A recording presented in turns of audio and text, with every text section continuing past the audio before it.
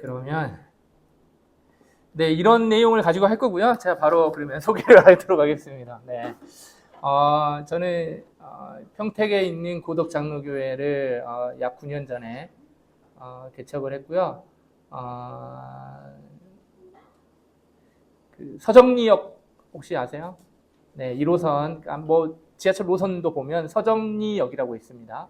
네, 거기 바로 근처에 네, 있습니다. 그 교회 개척을 했고 그때 제가 사실은 개척하기 전에 고기리에 있을 때 다우리 교회가 개척한다고 인사하러 왔었습니다. 네, 그래서 인사 와서 기억나시는 분은 있을지 모르겠지만 와서 인사하고 두 번째 교회 이제 온 거예요. 네.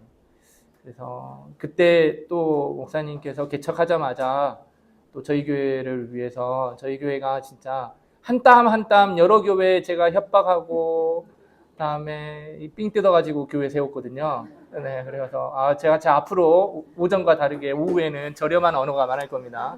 네, 그러니까 저는 그냥 일상 언어라고 생각해요, 여러분의. 그러니까 이해하시고 잘 들으셨으면 좋겠고 그랬는데 이제 목사님이 저희 교회 의자가 없었어요. 저는 의자도 없이 시작했어요. 네, 그래서 의자를 이렇게 살 수 있도록 헌금해 주셔가지고 처음 시작한 교회이기도 합니다.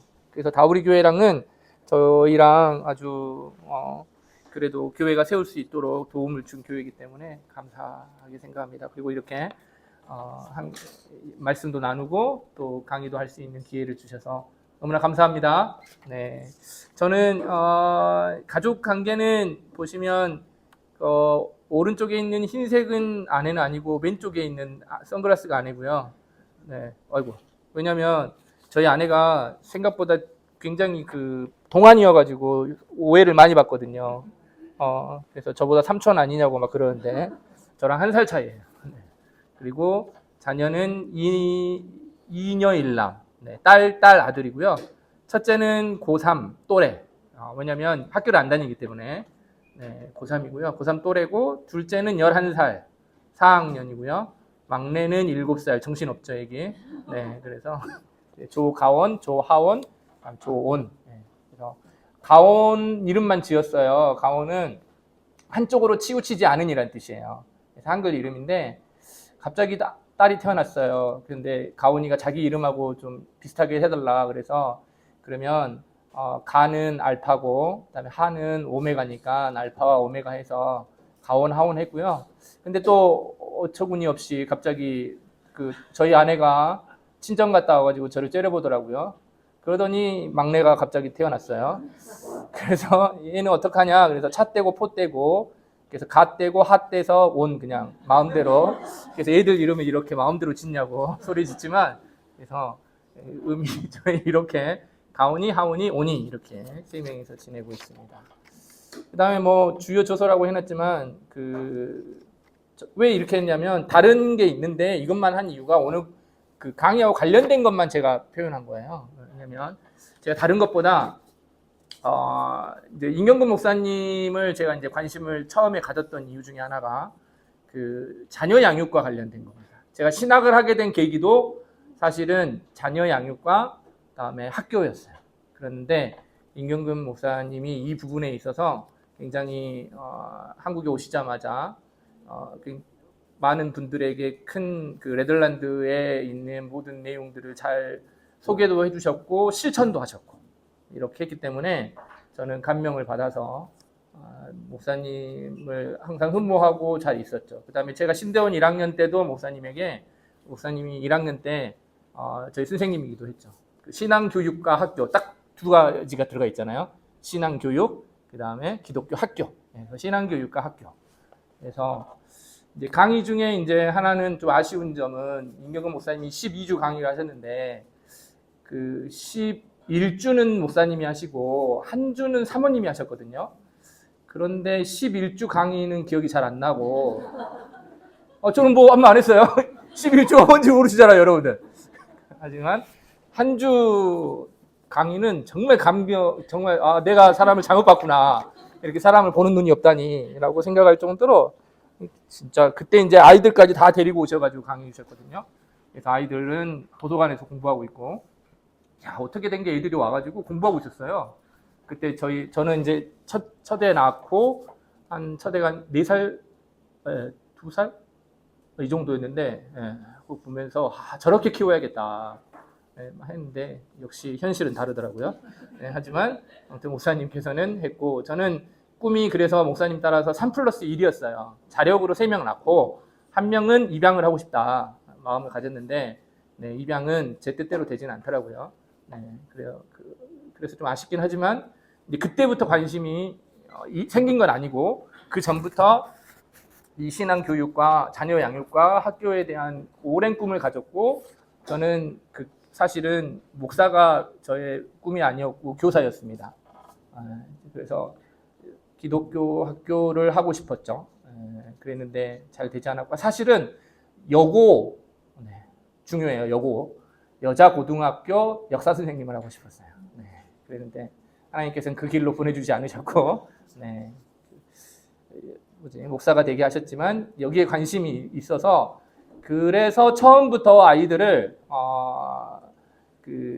결과와 달리, 열매와는 달리 신앙교육에 열심을 낸 겁니다.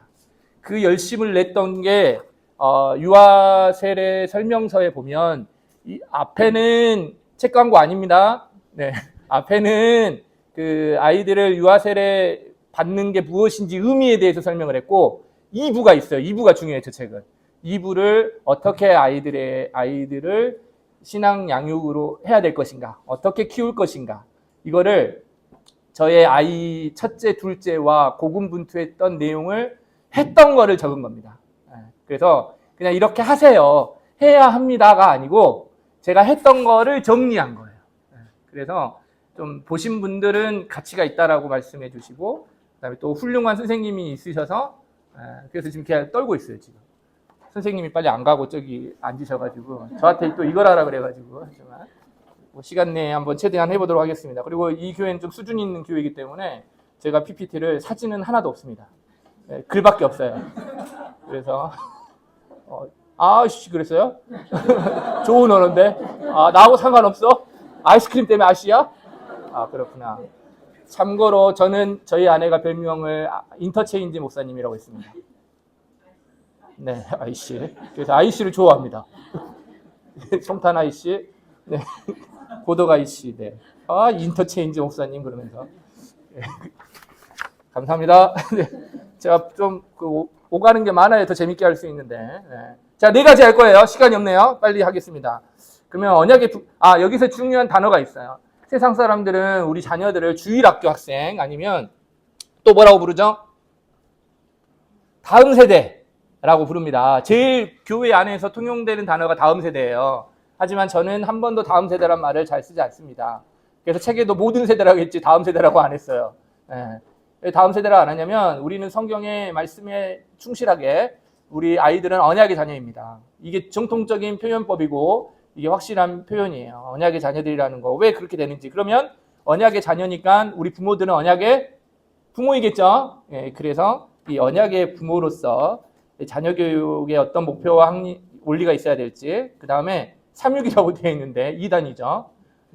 3육과 관련해서 제가 이제 그러면 자녀 양육은 3육의 원리다.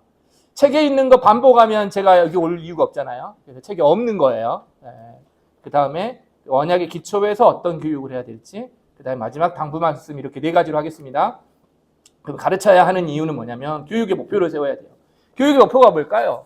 이거는 어떤 목표를 세우든지 이거하고 변화되지 않습니다. 사람의 제일 되는 목적은 대소요리 문답에 정확하게 나와 있죠. 하나님을 영화롭게 하고 그를 영원토록 즐거워하는 것. 인간이 이 땅에 태어나서 어떠한 존재로서 살아가느냐, 우리가 어떠한 목적 가운데 살아가느냐 했을 때 이 원리와 이 가치는 변하지 않습니다. 그럼 다 똑같아요. 부모로서도 마찬가지고 자녀로서도 살아가는 이유도 다 마찬가지예요. 무엇을 하든지 다 하나님의 영광을 위하여 하라 했으니까요. 그런데 부모와 자식 간에는 약간 혈육으로 연결되어 있고 독특한 관계이잖아요. 그러니까 부모가 세상을 떠나도, 이 자리를 비워도 내가 믿었던, 오늘도 말씀하고 연결되는데 자자손손 대대로, 맞죠? 그래서 내가 섬겼던 하나님, 그 다음에 제가 이제 오늘 본문에서 이야기를 안 했지만 오늘 17장 본문에 보면 그 여호수아의 손에 들려서 귀에 애우게 했잖아요. 들리게 하라고. 있죠. 왜요? 들리게 하라고. 본문에 나와요. 계속 전해지도록. 이 아말렉과 싸움의 전투에 있어서 어떻게 하나님께서 승리하셨는지 이 내용에 대해서 계속 전수되길 바라는 거죠. 그러면 똑같이 부모 교육의 최고의 목적은 내가 떠나도 내가 믿는 하나님, 그렇죠? 그래서 우리 이스라엘 백성들에게 있어서의 핵심은 항상 보면 아브라함의 하나님, 야곱의 하나님, 아니 이삭의 하나님, 야곱의 하나님, 네. 우리 조상의 하나님이라는 표현들을 쓰거든요. 똑같은 원리 가운데 이야기를 하는 겁니다. 우리 엄마 아빠가 믿었던 그 하나님을 찬송했던 그것이 이어지도록 하는 것이 바로 부모 교육, 아니 자녀 교육이고 그게 전수되는 거예요. 그래서 부모 세대가 믿었던 모든 내용들이 세대 연결을 통하여서 자녀들에게 전달되는 거죠. 이 관계예요. 부모 교육의 사실은 가장 중요한 건 이건 겁니다. 그러면 나는 배운 적이 없다. 나는 우리 부모님은 항상 이제 이 내용과 상관없이 보면 그 MZ 세대들이 약간 여기도 다 MZ 세대들이 많은 것 같은데, 그렇죠?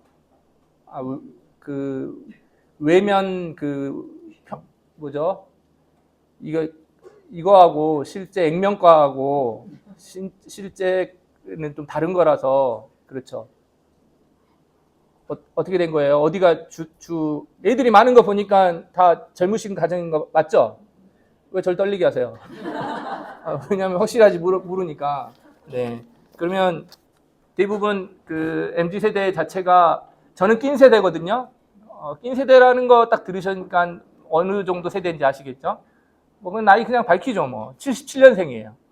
그래서 이 60년대생들하고 모든 문화를 공유하고요. 그 다음에 문화는 똑같은 문화 속에서 자랐어요. 왜냐하면 그 당시까지는 별 차이가 없었기 때문에 70년대까지는 거의 똑같아요.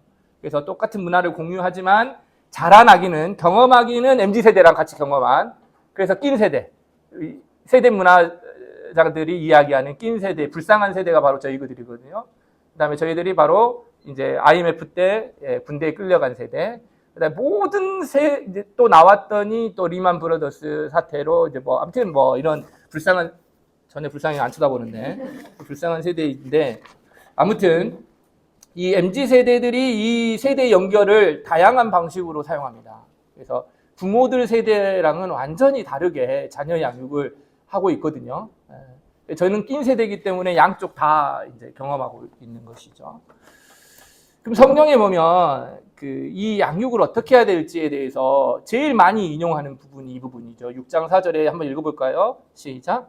아비들아, 자녀를 노엽게 하지 말고 오직 주의 교훈과 훈계로 양육하라. 여기에 다 나와 있어요. 보면 이 두 가지로 나눌 수 있는데요. 첫 번째로는 주의 교훈과 훈계로 양육하라라는 게 먼저고요. 우리나라 말은 이렇게 되어 있지만, 두 번째로는 자녀를 노엽게 하지 말라라는 거예요. 이게 두 세트거든요. 하나는 뭐라고요?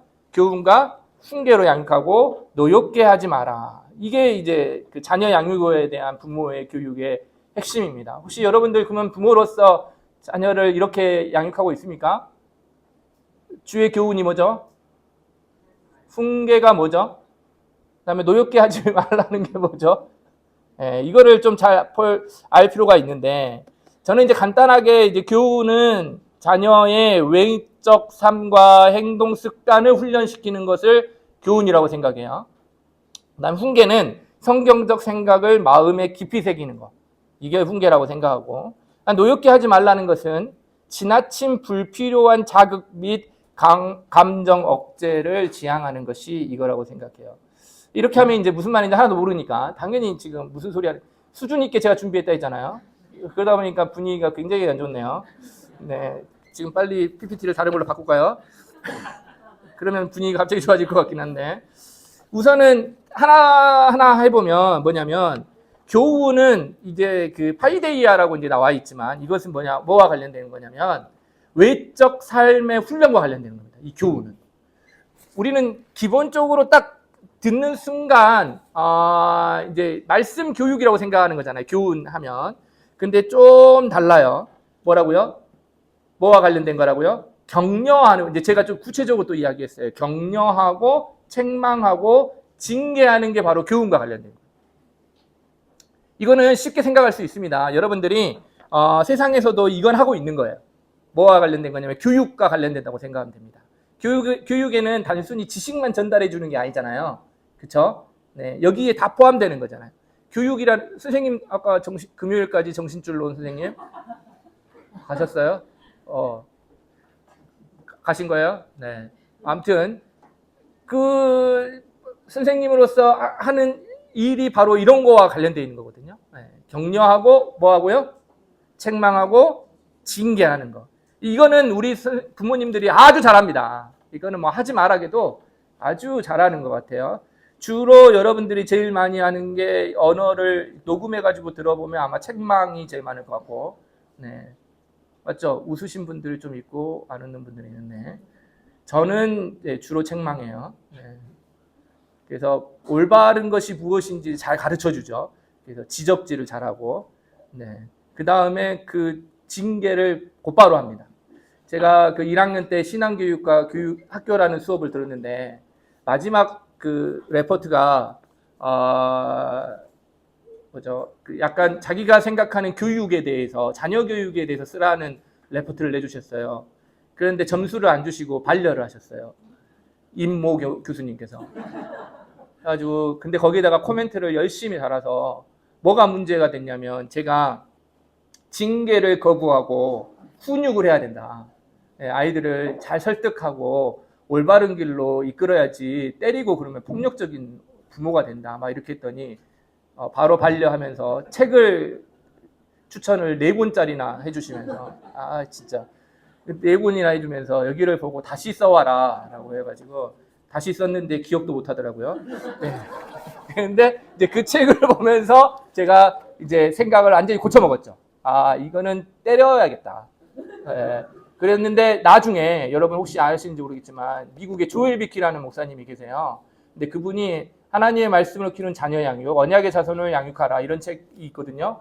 거기에 보면 재밌는 이야기가 있어요. 뭔 이야기가 있냐면 왜 친구들 엉덩이가 다른 데보다 살이 많은 줄 알아요?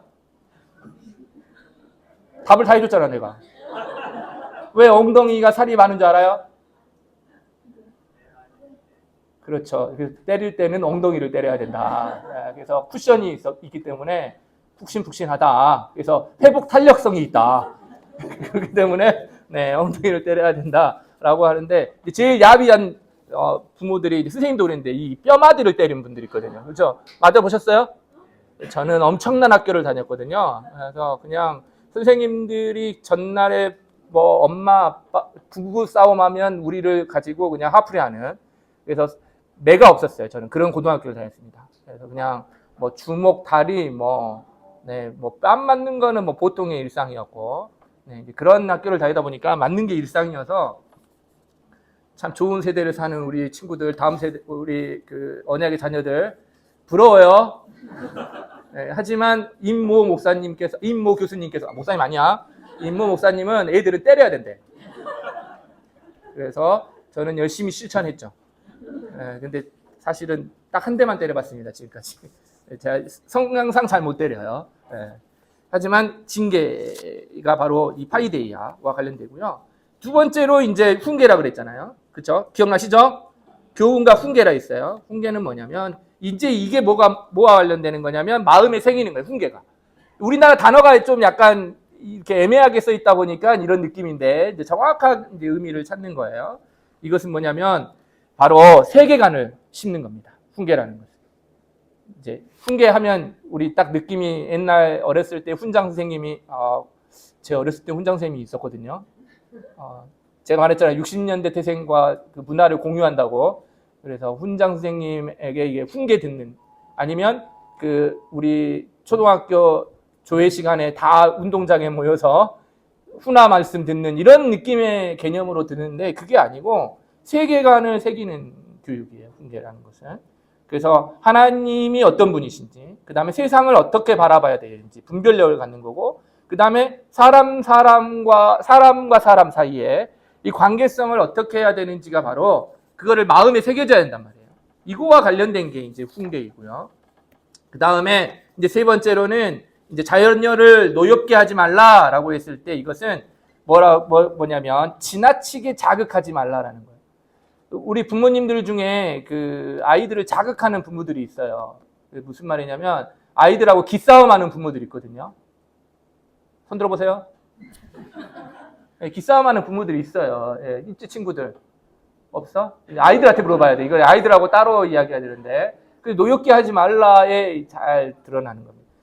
물론 부모로서 아이들의 행동이 다 마음에 안 들겠죠. 하지만 기싸움하는 게 있어요. 예를 들면 저는 나중에 하겠지만 아이들은 그 성년과 미성년의 차이가 무엇입니까?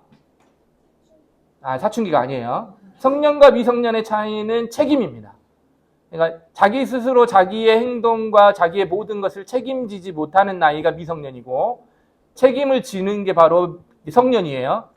그래서 성년이 되고 나서부터는 자기가 자기 행동과 모든 그래서 물질적, 정신적, 신체적 책임을 져야 되는 거죠. 네. 그리고 미성년은 책임을 지지 않는단 말이에요. 그런데 책임을 쥐어주는 부모들이 많아요. 그래서 여기서 나오는 이 자극이 많아요. 무슨 뜻이냐면 친구 같은 부모, 그다음에 친구 같은 아빠, 그리고 아이들의 의견과 합리성, 그다음에 대화 이런 거에 대한 세상적 교육이 많이 들어오면서 아이들에게 기회를 주고 아이들의 의견을 물어보고 아이의 감정을 굉장히 중요하게 생각하는 거죠. 그러면서 자극하는 거예요. 이해되셨죠? 이해가 안 되시는 분들이 이쪽에 계시는데 무슨 말이냐면 아이들을 최대한 인격적으로 이율배반적이라 이 말이에요. 존중해 주면서 존중을 해주려면 끝까지 해줘야 되는데 부모로서의 권위는 잊지 않고 자기 뜻대로 하려고 한다 이 말이에요. 여기서 부딪히는 자극이 있다 이거죠. 네. 이해하시죠? 하시는 분들은 이해하실 거예요. 제 말이 무슨 말인지. 그런데 이렇게 하면 그래서 감정적으로 화나게 하지 말라라는 것은 바로 아이들이 노엽게 하는 것 중에 하나입니다. 그래서 오히려 부모는 그 자녀를 노엽게 하지 말라고 했을 때 환경을 분별해 주는 거예요. 그러니까 나중에 다 이야기할 거예요. 해야 할 것과 하지 말아야 될 것을 분명히 해주고, 네, 정리를 잘 해주고, 그다음에 하라고 했으면 하도록 시키는 거예요. 반복하지 않고, 그다음에 번복하지 않고. 뭐라고요? 반복하지 않고, 번복하지 않고. 네, 반복은 뭐냐면 즉각이에요, 즉각. 네, 즉각 순종. 네. 저 목사님 못됐네. 그러겠지, 친구들. 너희들도 나중에 부모 할 거잖아. 그치? 금방 어른이 돼. 이게 좋다는 거를 성경적인 가르침이라는 것을 잘 배웠으면 좋겠어요. 그리고 감정을 다스린다는 것은 뭐냐면, 이 존 카트맨 박사가 한 10년 전에 우리나라의 감정 코치로 유명했죠. 잘 모르시는 분들 많은데, 찾아보세요. 감정 코치라 해가지고 우리나라에 굉장히 자녀 양육에 유명했습니다. 근데 이제 그분께서 이제 감정 코치라는 걸 말해가지고 그 전에는 IQ가 높은 아이들이 세상을 다 지배한다라고 했는데 그 뒤로부터는 이제 IQ보다 EQ라 해가지고 감정을 굉장히 중요하게 생각했거든요. 근데 그게 아니고 이제 물론 좋은 점도 있지만 중요한 건 뭐냐면 부모가 감정을 표출할 때 그 폭발적으로 표출하는 게 문제인 거예요. 감정을 표출하는 게 문제가 아니고 뭐라고요? 폭발적으로. 그러니까 분노 조절 장애가 부모에게 갑자기 생기죠. 그렇죠. 아이들 키우다 보면 웃으시는 분들도 있고 안 웃는 분들인데 안 웃는 분들은 뭐래요? 나하고 상관없다는 거예요. 저도 보면 감정 분노 조절 장애가 원래부터 있었겠죠. 네, 생기기 시작하는데 이제 이런 게 문제인 거예요. 그래서 이제 이거를 저는 이제 좀 더 표현을 좀 더 교훈과 훈계, 그 다음에 노엽게 하지 마라 그러면 좀 더 느낌이 잘 오지 않기 때문에 저는 이제 교육과 양육과 훈육이라는 666에서 36이라는 개념으로 다시 한번 쓰려고 했던 거예요.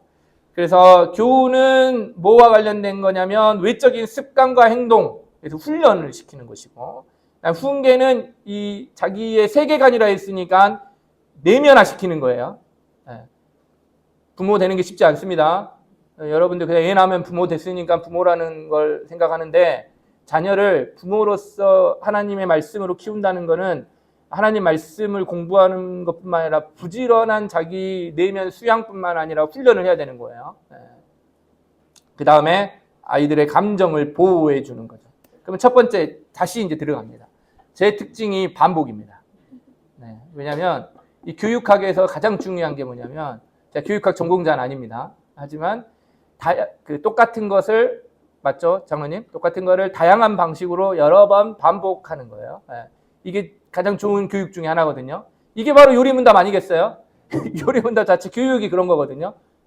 소요리문답, 대요리문답, 신앙고백서 이거를 다 연령층에 맞도록 다양한 표현들을 사용해서 계속 반복을 시켜서 자기에게 맞게 하는 건데 똑같이 지금 하고 있어요. 또 여러 번 반복해서 하는 거예요. 그러면 이 삼육을 어떤 식으로 우리가 교육할 수 있겠느냐라고 했을 때 저는 뭐 여러 가지 이야기를 하면 기억이 안 나기 때문에 저는 먼저는 이제 첫 번째 원칙으로는 삼육을 할 때 순종을 잘 가르쳐야 된다. 권위가 사라진 시대를 살아가고 있죠. 권위주의적인 게 문제죠. 네, 권위주의적인 거와 권위하고는 무슨 차이입니까? 네, 한국 교회 답네요. 권위주의적인 것은 뭐냐면 내가 이런 그 합당한 어떤 대우와 그다음에 힘을 내 스스로 세우는 거죠. 이게 권위주의적인 거죠. 하지만 권위라는 것은 그에게 걸맞는 그가 가지고 있는 고유한 특별히 하나님께서 우리에게 주신 권위가 있죠. 우리는 보면 하나님께서 권위자로서 이 세상에 세우신 세 부류가 있죠. 이렇게 해야 좀 더 쉽게 잘할 것 같아요. 뭡니까? 부모. 오케이. 또 네? 교사. 부모, 뭐 교사. 네. 성경적으로. 목사. 네, 뭐 정확하게 말하면 직분자. 네, 목사. 목사인데 이제 직분자를 좀 포함하는 게 좋을 것 같고. 그 다음에 네? 왕. 네. 국가 지도자. 하나님께서 주신 권위자예요. 이 권위자에게는 뭘 해야 되는 거죠? 순종이에요. 답은 항상 알려주고 물어보는 거예요. 순종이에요, 순종. 그러니까 이거는 어떤 권위가 있냐면 하나님의 절대 권위가 있는 거예요. 이거는 내가 권위를 세우고 싶어서 권위가 세운 것이 아니고 누가 나에게 부모이기 때문에 마땅히 해야 당연한 거예요. 그래서 부모는 훈계와 교훈의 권위가 있어요. 이 권위를 왜 넘겨주는 거예요? 아까도 이야기했지만 친구 같은 부모, 친구 같은 특별히 아빠들, 친구 같은 아빠. 그래서 뭐 우리 한때 있었잖아요. 아이들의 명문대 보내려면 세 가지의 조건이 있었다 그랬죠. 엄마의 그렇죠. 아빠의 이게 뭐예요? 권위를 스스로 무관심하다는 거는 내 스스로 권위를 그렇죠. 밟아버린 거죠. 내가 밟아버린 거죠. 친구 같은 아빠. 아빠의 무관심. 이게 엉망인 거예요. 이게 세상을 따라가는 우리도 모르게 세상의 가치관과 세상 왜 친구들 아빠는 안 그래? 그러면 그 집에 가 살아. 안녕? 왜 우리 아빠 권위주의적인 게 문제지만 다시 한번 말하지만 아빠가 권위적이지 않지? 아빠들 다 권위적인 아빠들 별로 없어. 요즘 아빠들은 그게 문제거든 오히려. 권위가 없는 게 문제인데 권위가 있어야 되는 거예요. 아빠는. 그래서 여러분은 어떻습니까? 저는 어렸을 때 아버지가 숟가락을 들기 전에는 들지 않았습니다. 여러분은 집은 어떻습니까? 먹어! 안 됩니다! 먹어가 어디 있어요? 너희들 어떻게 먹어? 앞에 있는 게 죄야. 우리 집은 끝까지 기다립니다. 권위주의적이라서. 절대 못 먹습니다. 우리 막내가 미칠라 그럽니다. 얘가 완전히 정신이 나가 있거든요. 근데 어쩔 수가 없어요. 왜냐하면 누나들이 잡고 있기 때문에 아빠가 안 오셨기 때문에 제가 오면 근데 제가 권위를 많이 풀 때가 있는데 제 스스로 이율반적인 행동을 하지만 해야 됩니다. 그 다음에 또 아빠가 들어오시거나 나가실 때 인사합니까? 똑바로 다녀오셨어요. 왜요? 이게 여러분 단순히 예의와 뭐 이런 걸 따지는 게 아닙니다. 이 행동이 작은 데서부터 나오는 거예요. 그러니까 무슨 말이냐면 형식주의적이고 제가 예를 들 게 별로 없어가지고 이런 것만 예를 드는 것 뿐이에요. 이해되셨죠? 네. 하지만 모든 행동에서 아빠가 그러면 우리 아이들은 저를 굉장히 무섭고 멀리하고 싶고 막 제 무릎에 오지도 않고 어이구 아버지 막 이럴까요? 그러실 것 같아요? 여러분 친구 같은 아빠처럼 대는 것보다 더 친구처럼 대합니다. 왜냐하면 저는 뭐가 없기 때문에 그렇죠. 권위주의적이지 않기 때문에. 이해되셨어요? 네. 이걸 어떻게 알려주지? 권위주의적이면 안 되지만 질서는 지켜야 되는 거예요. 권위는 있어야 됩니다. 그래서 모든 결정과 삶에 있어서의 행동의 방향, 있어서의 부모의 허락, 아빠의 결정, 이것들을 세워줘야 되는 거예요. 그때 최대의 적은 아내죠. 이렇게 되기 위해서는 아내가 굉장한 큰 역할을 해야 됩니다. 아빠의 권위는 누가 세워준다고요? 아내가. 적이 되고 싶진 않은데. 네, 그래서 여기 보면 순종의 성경적 의미도 뭐라고 되어 있습니까? 아래에서 듣다. 이러다가 다 못하겠다. 큰일 났다. 아래에서 듣다는 거예요. 그래서 이 질서예요. 질서라는 거 아니잖아요. 순서라는 거. 여러분. 이걸 잘 지키는 거예요. 그리고 이 주 안에서 이게 바로 순종한다는 게 이런 의미를 가지고 있다. 그래서 순종하도록 해야 되고, 그러므로 제가 해야 된 것은 여러분들 MZ세대 부모님들 제일 많이 하는 게 이 청유형 화법.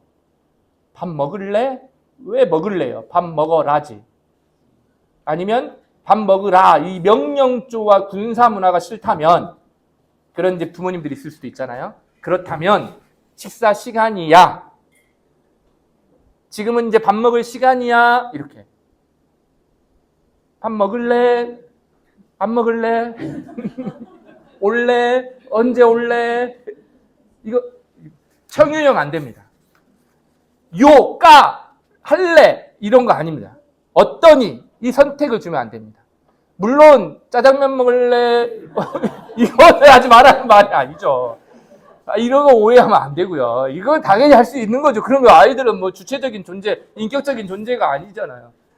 물어볼 수 있지만 그게 아니라 부모의 권위로서 해야 할 거. 오늘 교회 이제 애들 교회 갈까? 뭐예요? 안 갈까? 아니요. 이런 거. 그 왜 하려고? 자기가 화나게 감정의 그 틈을 줘놓고는 무슨 말인지 알겠죠? 이게 좀 이해되나요? 감정의 틈을 줘놓고는 자기가 기대하는 대답이 아니었을 때 폭발하는. 왜요? 이 아이들이 봤을 때 전혀 이해 안 되는 행동입니다. 그러면 그렇게 물어보지 말든지. 왜 나에게 미성년으로서 책임을 지지 못하는 아이에게 왜 책임 부과를 하냐 이 말이에요. 부모로서. 부모가 다 책임져 주는 겁니다. 돈만 책임져 주는 게 아니라 물리적, 다음에 신체적, 물질적 책임을 다 져주는 거예요. 그게 부모예요. 그게 안 될 때 부모가 이 부모로서의 자격이 없을 수도 있죠. 하지만 그래서 할래 어떠냐? 친구들 이제부터 엄마하고 아빠하고 딜하면 안 돼요. 딜이 아니에요. 엄마 아빠는 딜의 대상이 아니에요. 거래의 대상이 아니라고요. 엄마 아빠는 뭐 하는 대상이라고요? 네? 이제 조약돌이 싫어하겠네. 나 그런 아빠가 아니야. 우리 아이들한테 물어봐. 우리 애들 데리고 왔어야 되는데. 우리 애들 좋아해. 내일 무릎만 앉아 있어. 하지만 중요한 것은 이런 건 안 된다. 그래서 아주 권위 있는 안내. 그 다음에 다시 한번 말합니다. 정돈된 지시예요. 만약에 부모, 그러니까 아내와 남편이 서로 일치되지 않는 메시지가 있다면 안 하는 게 좋습니다. 아빠가 권위 있기 때문에 해야 되느냐? 아니요. 아내는 그러면 아빠 말만 무조건 따라야 된가요? 그렇지 않잖아요. 그렇죠? 우리 아내님들? 네, 맞죠. 남편은 내 편이 아니거든요. 그렇기 때문에 웃어주세요. 그렇기 때문에 서로 합의되지 않는 사안에 대해서는 서로 침묵하는 게 맞는 겁니다. 누구 앞에서? 아이들 앞에서. 쉽지 않아요. 쉽지 않다고 하지만 안 하면 돼요. 쉽지 않은 게 아니에요. 안 하고 다음에 나중에 하면 됩니다. 그래서 아이들에게는 이 감정의 틀을 주면 안 돼요. 그러면 이제 구체적인 실천을 빨리 보겠습니다. 그래서 아이들에게 만약에 우리가 그 세상 이런 부모들이 욕심들이 있는데 세상을 품으면서도 신앙이 좋은 그리스도인 자녀가 되고 싶어하는 많은 수도권의 부모들이 많습니다. 용인에 거주하는 용인 수원 이 근처에 이 고덕에 있는 부모들은 신앙이 있는 부모들은 계속 뭐라고요? 세상을 품으면서도 신앙이 좋은 그리스도인 자녀가 되려고요. 이거는 이율배반입니다. 세상을 그래서 제가 이제 있었던 학교가 세품 이러면 안 되는데 세품이었어요. 세상을 품는 그리스도인. 네. 아무튼 이거는 말이 안 되는 역설적인 언어입니다. 이 시대는 더 그렇습니다. 옛날에는 개천에서 욕 났어요. 그렇죠? 네. 하지만 지금은 정말 바늘구멍이고 정말 여러분 다 아시겠지만 열심히 한다고 해서 되는 사회가 아닙니다. 부모의 마지막에 뭐였었죠? 아빠의 무관심 플러스 할아버지의 재력입니다. 네. 여러분은 다 할아버지들이 부자죠? 한 100억 정도는 돼야 됩니다. 미니멈으로. 안 되잖아요. 세상을 품을 수가 없어요. 그러려면 여러분이 선택할 수 있는 제일 좋은 방법은 빨리 포기해. 그러니까 친구들. 나 너희들에게 말하는 거야. 공부는 노력일까 재능일까? 노력 플러스 재능. 아이고. 제가 교육은 유전이 아니다라는 책을 보시면 혹시 보신 분 있으십니까? 교육은 유전이 아니다 보면 거기에 보면 그 미국이 아니죠. 그 일본에 있는 네 과학자가 그 행동 유전학을 전공했는데요. 거기에 보면 복불복이라고 했습니다. 네, 복불복. 우리 아이들이 공부를 잘할 가능성이 복불복. 우리 혹시 아십니까? 예전에 백인 사이에서 흑인이 태어나가지고 백인 부부가 결혼을 했는데 흑인이 나왔어요. 그래서 둘이 소송 걸고 난리 친 적이 혹시 모르시구나. 한 적이 있습니다. 예, 한번 기사 한번 살펴보세요. 그러면 거기서도 이제 행동 유전학에 보면 그 부모에게 50%씩 똑같이 물려받는 게 아니거든요. 예. 이게 있어요. 그래서 이거 올라가다 보니까 어딘가에 누군가 흑인이 있었는데 그게 하필 왜 누가 이렇게 했는지 모르겠지만 역시 저는 그걸 보면서 이 정도는 맞다. 네. 뭐 이렇게 가니? 아무튼 이렇게 했는데 복불복입니다. 그래서 거기서도 보면 환경과 재능에서 그러니까 노력이 환경이거든요. 그러니까 그 재능이냐 그다음에 노력이냐 했을 때 거기서도 복불복이라고 했습니다. 열심히 노력한다고 해서 안 될 수 있고 다음에 유전에 의해서도 안 돼도 될 수도 있고.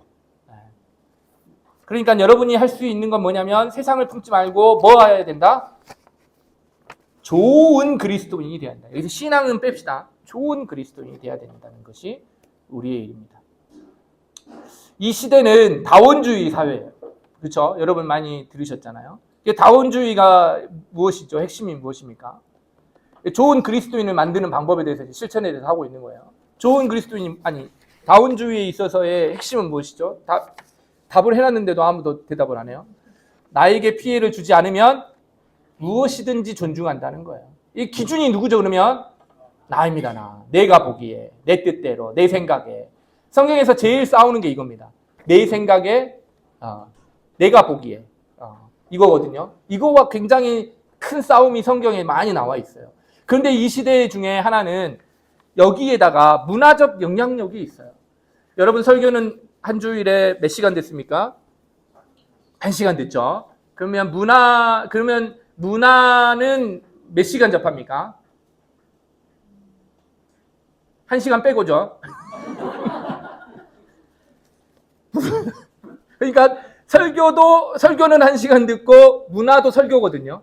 우리에게 큰 메시지를 주니까 메시지라는 차원에서 내가 뭔가를 생각하고 결정하고 행동을 변화시키는 과정이라고 설교가 그런 건 아니지만 이제 그런 차원이라고 보고 설교, 문화도 설교거든요. 왜냐하면 생각을 변화시키고 행동으로 하게끔 만들거든요.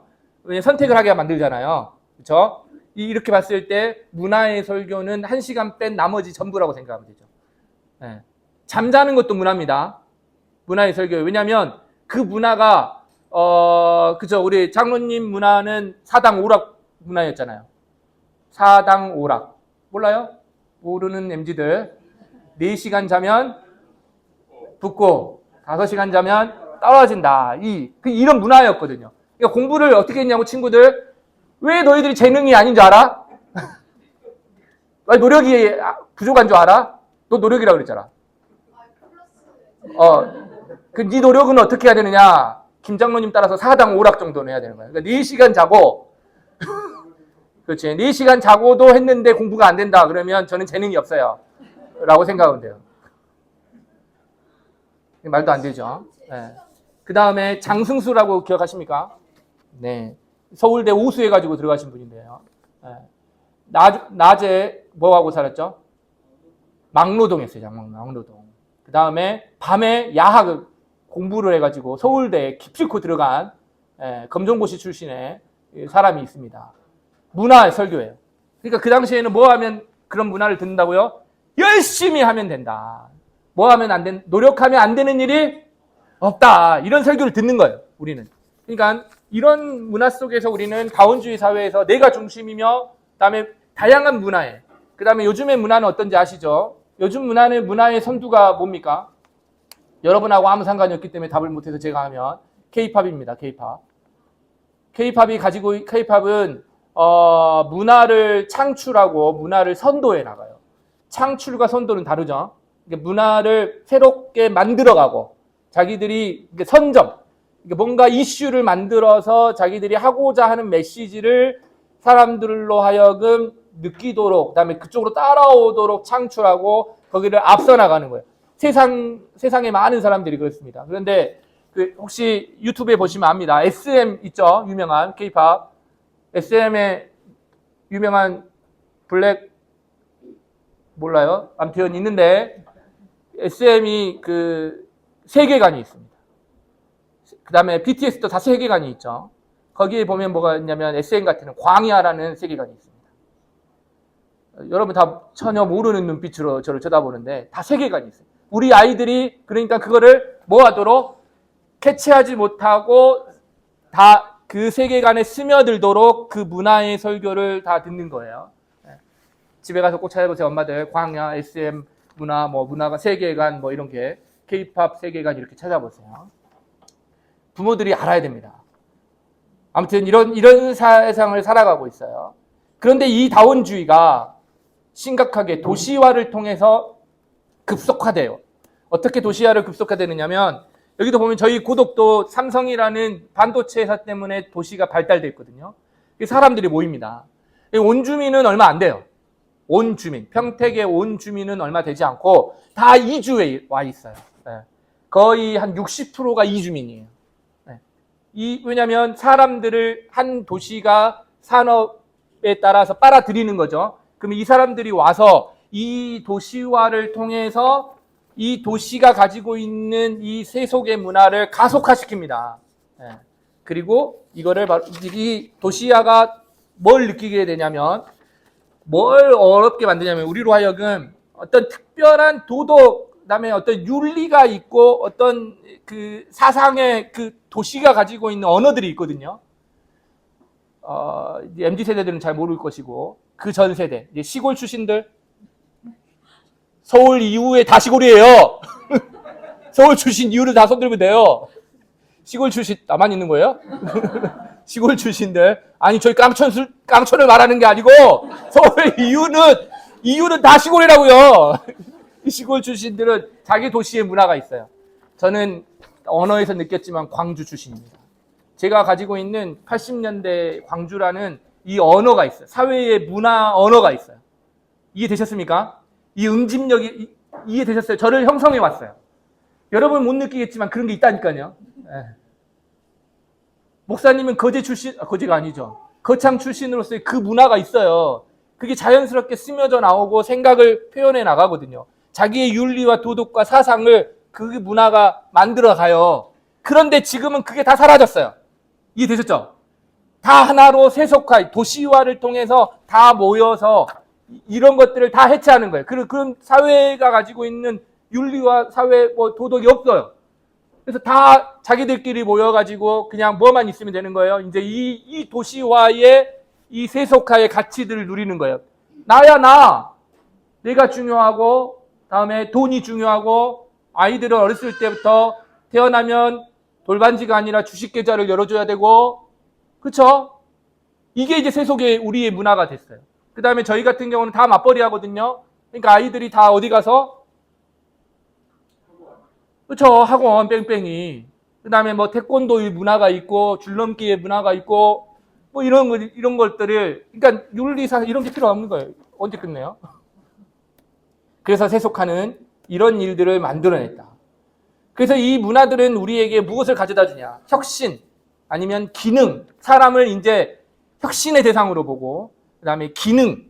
어떤 기능을 잘하면 그 기능으로서의 평가를 한다는 거예요.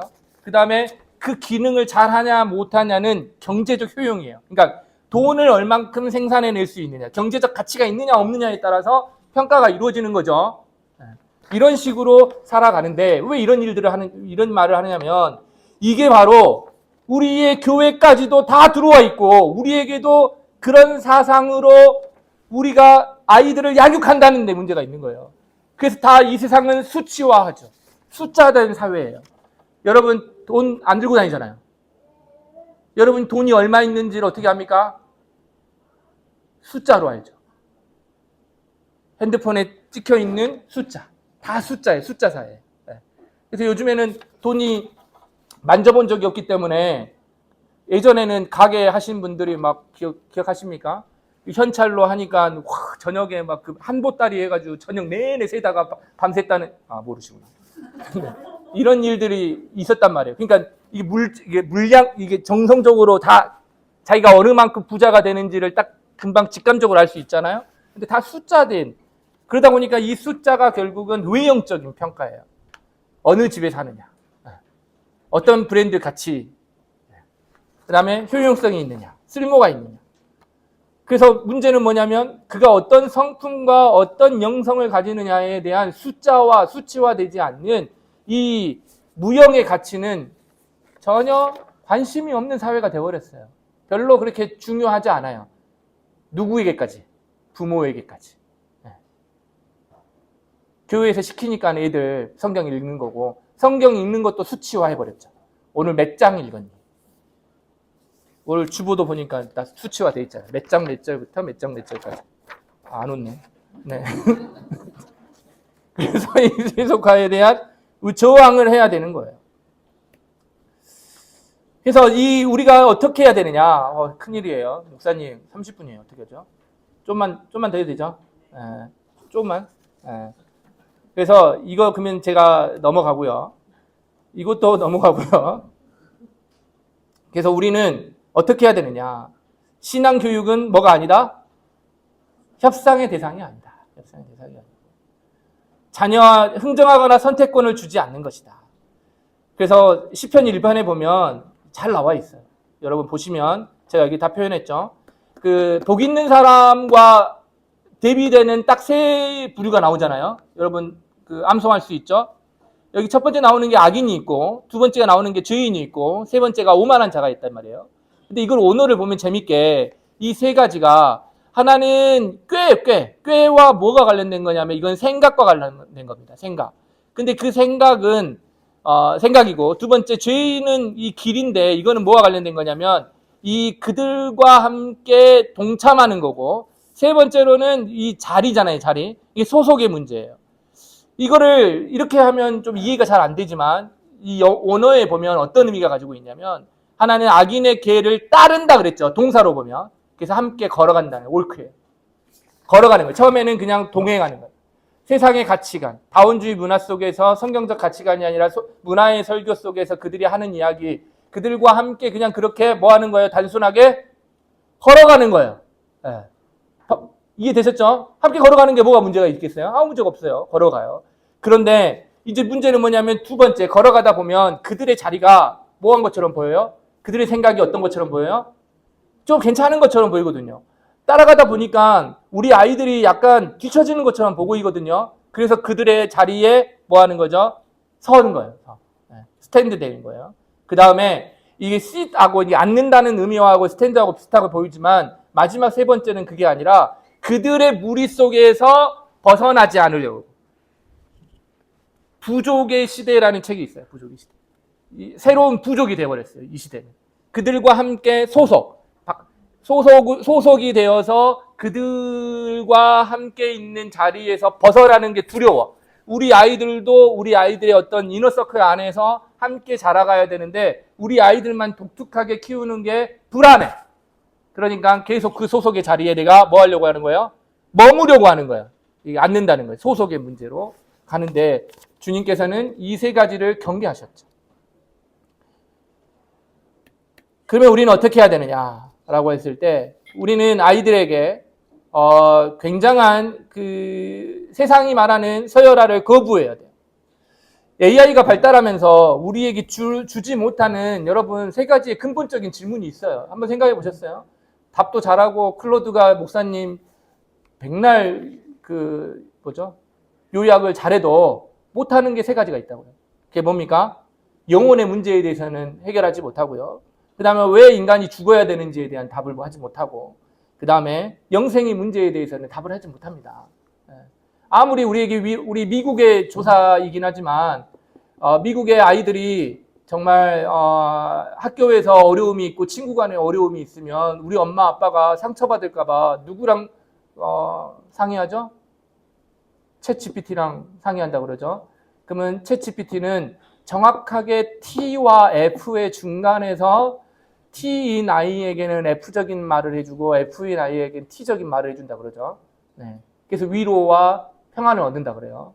네. 하지만 그 AI도 뭘 해주지 못한다고요? 우리의 근본적인 질문을 하지 못하거든요. 그래서 아이들에게 내가 누구인지, 내가 어떤 그리스도인으로 살아가야 되는지에 대한 분명한 인식은 우리 그리스도인의 부모들만 할 수 있다라는 거예요. 그러면 내가 누구인지를 어떻게 해야 되느냐라고 했을 때 책 광고 아니에요. 바로 믿음의 선진들이 어떤 식으로 이 세상을 살아왔는지에 대해서 입체적으로 가르쳐야 돼요. 공교롭게도 목사님이 다음 설교가 엘리야인 것 같아요. 맞아요? 네, 저도 엘리야예요. 배틀 한번 해봐야 되겠는데. 장난이고요. 네, 목사님 거 보고 해야 되겠어요. 네. 그런데 이 요셉 보면 엘리야도 이제 설교를 하신다니까 제가 이해하지만 엘리야를 통해서 도덕적 교훈과 인물됨에 대한 평가를 듣는 게 아니라 입체적 살았던 삶에 하나님 백성으로 어떻게 자랐는지를 배워야 돼요. 그가 어떠한 상황 속에서 어떻게 이겨내는지, 그게 하나님 안에서 하나님 백성으로서 어떻게 살아가는지를 말씀을 통해서 배우고 우리 아이들에게 가르쳐줘야 되는 거예요. 그래서 배움의 핵심은 하나님 명령에 순종하고 약속을 신뢰하는 삶의 습관을 길러줘야 되는 거죠. 그 예시로 든 게 히브리서 11장에 나오는 인물들이에요. 여러분 너무 힘들면 AI에게 그 상황극을 한번 만들어줘 보라고 했어요. 내 상황과 합쳐서. 그러면 잘 만들어줍니다. 그리고 에베소서 4장에 보면 5가지의 삶의 태도가 나와 있어요. 여기에 보시면 여러분 체크만 해주시고 시간이 없기 때문에 에베소서 한번 4장 한번 그래도 보실래요? 4장에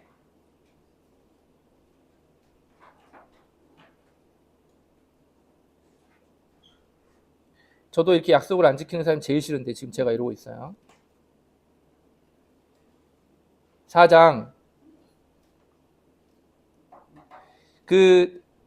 24절에 보시면 하나님을 따라 의와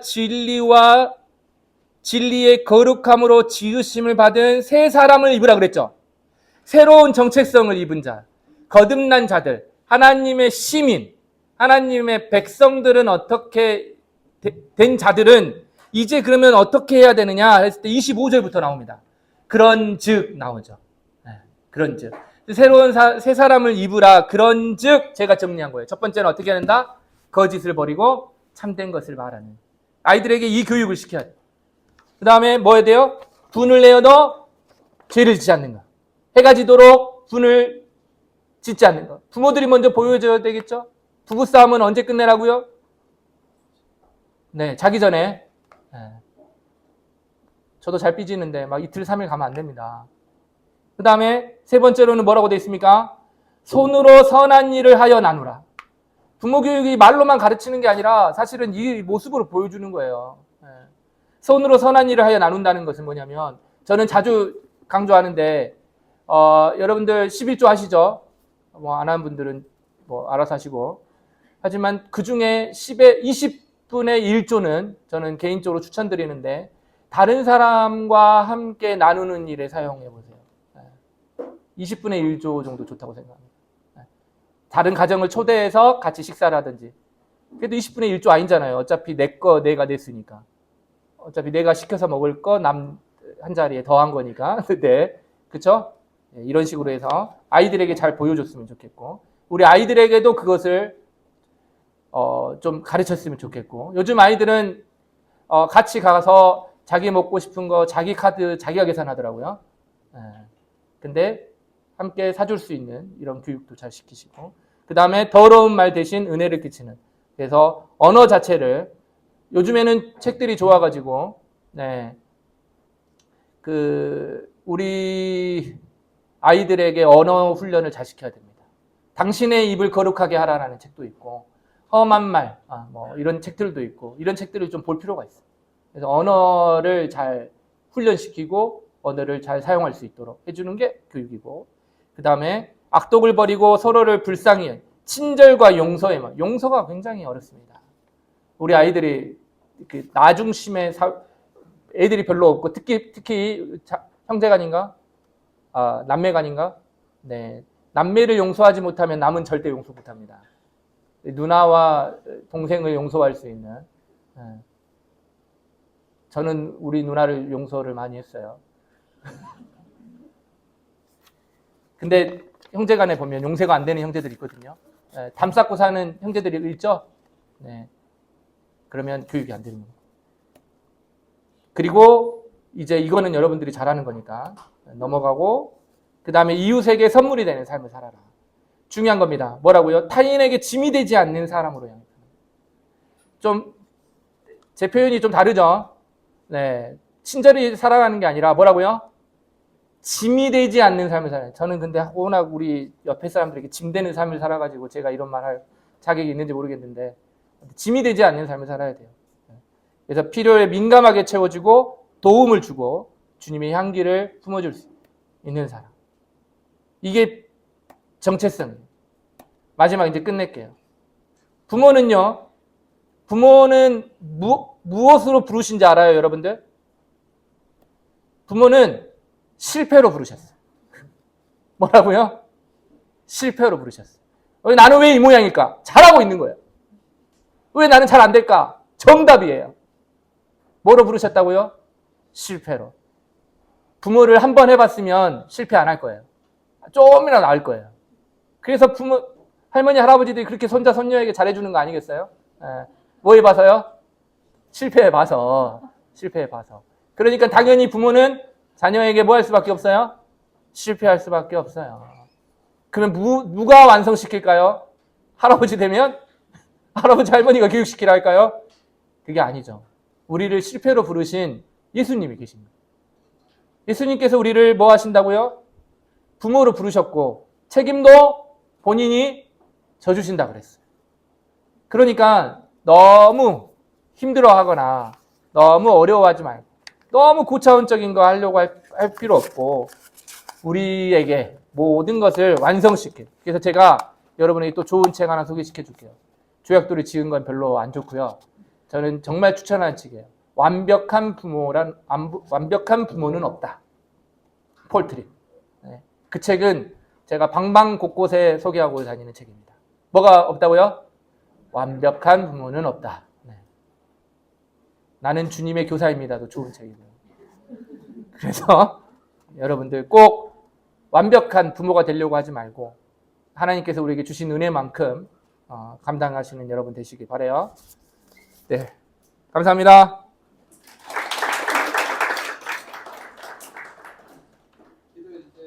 네, 기도하겠습니다. 사랑과 자비의 하나님 감사합니다. 우리는 부모로 부르심을 받았지만 이 세상을 살아가기에 또 부모로서 역할을 감당하기에 너무나 한없이 연약하고 부족한 존재입니다. 일상 속에서 대화조차도 제대로 못하는 어리석은 존재입니다. 부모로서 바른 길을 걸어가고자 몸부림치지만 그 길이 무엇인지도 확신하지 못하는 그런 우매한 존재입니다. 하지만 주님께서 우리를 이 존귀한 자리로 부르셨고 또 감당할 수 있는 힘도 주실 것을 믿기에 묵묵히 걸어갑니다. 말씀의 교훈을 따라 우리에게 주어진 만큼 또 묵묵히 최선을 다하여서 나의 부족함을 채워서 완성시킬 우리 주 예수 그리스도만을 바라보며 힘차게 걸어갈 수 있도록 도와주시고, 나는 우리들의 아이들에게 줄 수 있는 거 아무것도 없지만 하나님께서는 대대로 나를 위해 대신 싸우시고 그들에게 가장 좋고 바르고 선한 것을 주실 거라는 강한 믿음을 가지고 오늘 하루도 충실히 살아갈 수 있는 우리 다우리교회 모든 교우들 될 수 있도록, 부모들 될 수 있도록 주여 인도하여 주시옵소서. 또 내일부터 시작되는 일주일의 삶들도 하나님께서 강건하게 하시며 돌보아 주실 것을 믿습니다. 모든 것을 의탁하며 주님의 이름으로, 우리 주 예수 그리스도의 이름으로 기도하였습니다. 아멘.